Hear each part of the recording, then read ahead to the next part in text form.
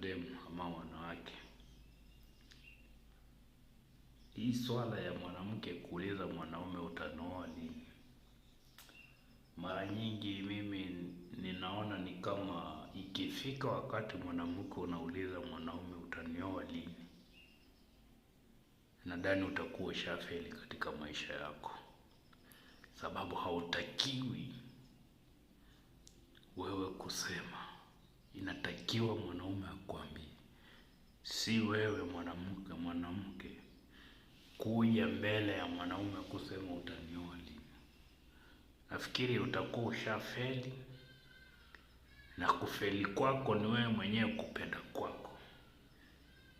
Unajua siku zote mwanamke anaweza feli katika maisha yake ya kuolewa, sababu ako na visababu nyingi katika maisha yake. Nataka bwana mwanaume ambaye ako na hela. Nataka mwanaume ambaye ako stable. Sitaki mwanaume ambaye ni maskini. Sitaki mwanaume hana nyumba. Sitaki mwanaume hana gari. Na wewe mwenyewe hauna eni. Kwa hivyo ladies, ikifika hapo,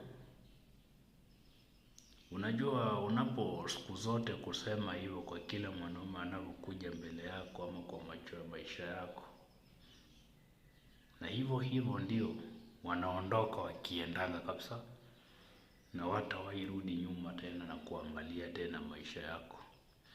Utabaki ukiwa sasa inafika time unawatafuta, sababu siku zote saa hii mwanaume anapokuja kukukatia na umwambia ati ngoja kesho, hakunanga kungoja. Mwanaume anakuanga amegeuka na ameenda, kama ameenda kabisa. Sasa leo unakuja kujipata sasa unarudi, jamaa alishaenda. Siku hizi hakuna, kama ni hapo sema yes, kama ni no mwambie hapo no, lakini ati ngoja nitakujibu, hiyo saa ilipitwa na wakati. Na hivyo ndio unaona saa hii unapata mwanadada anasumbuka sana, anatafuta ndoa lakini mambo yameenda, sababu pale nyuma alikuwa na mtu ambaye anaringa sana, na maringo ikamfikisha mahali yako, na anakula maringo yake sasa, na anajutia akilia. Kwa hivyo angalia sana.